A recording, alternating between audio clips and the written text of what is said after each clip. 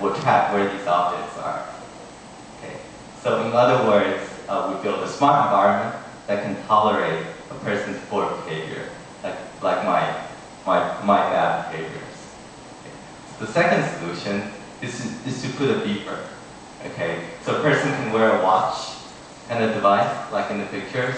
So whenever the environment detects that the person is misplacing things, it will beep the person. Or you can do some, like, apply a small electrical shock to do that. So the person will learn not to always put things in the right place. Okay. So there's a difference between these two approaches. Right? The first approach, the environment, is tolerating bad behaviors.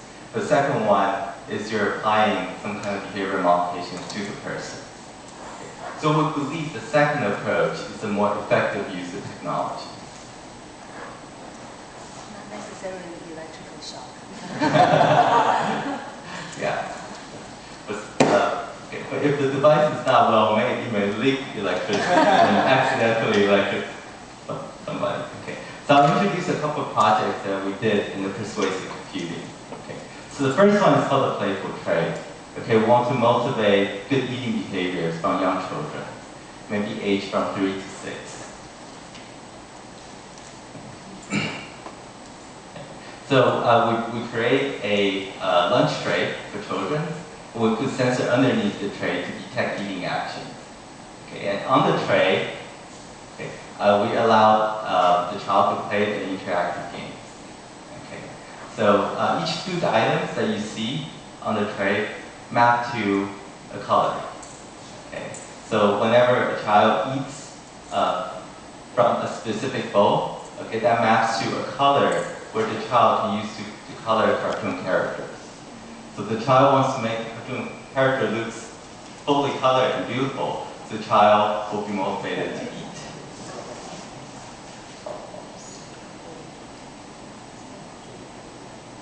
So I'll show a video of how this works.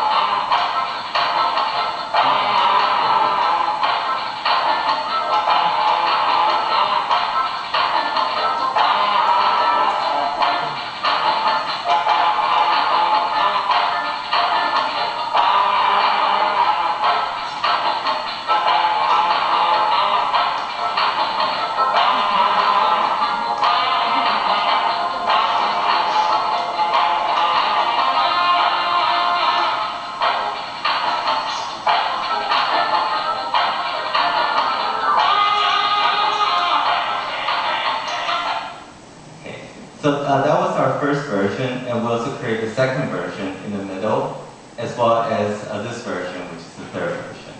It's still a little bit bulky right now. We're creating yet another version, which is thinner and lighter. Okay, and it's in the form of a table mat. So a parent can just wrap it and take it with them to restaurants. Okay. So our second project is we create a smart toothbrush, okay, and want to motivate proper and thorough toothbrushing in young children. Okay, so you can see that on the toothbrush handles. So here is these are prototypes. We put LED light patterns, and then we stick a camera in the mirror, and we apply some vision techniques. You can detect which part of the teeth the child is brushing. And again, we put an interactive game where the child can help to brush the dirty teeth. Okay, and we also have a video to show this.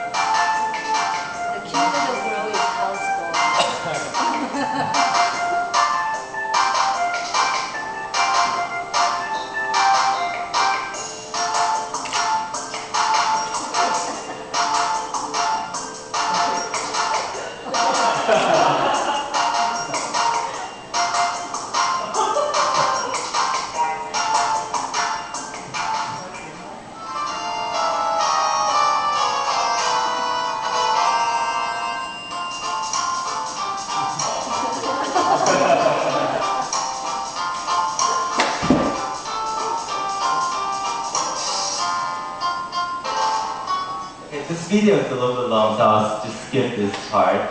And Because she needs to brush for so she- 2 minutes. I need this for my son. It's not for sale yet.